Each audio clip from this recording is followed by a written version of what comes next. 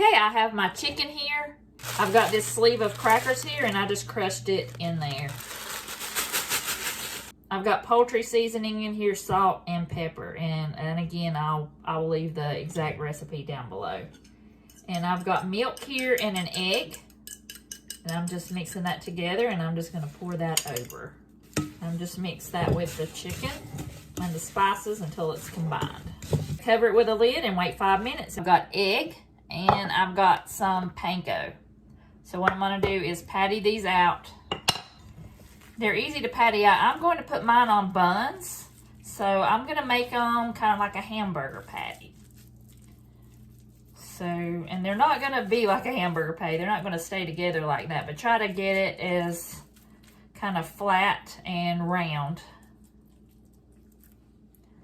So now I'm just going to take my patty, and instead of dipping it in there and letting it get, you know, having it come apart, I'm just going to brush the egg on there.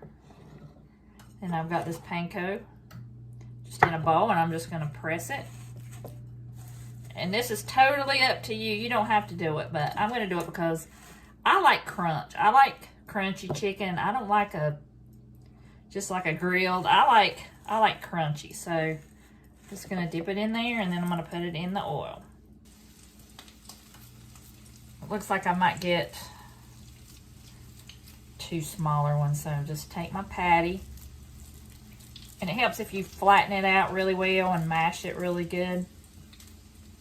Just brush it with the egg. I've got salt and pepper in the egg. That's all I've got, but you could put any kind of spice you want. If you wanted some garlic powder, onion powder, whatever. This just smells amazing. And don't those look good? They look really crunchy. And look at that. Look at that sandwich. Got lettuce, tomato, mayonnaise on it with those gorgeous oven fries. I cannot wait to dig in.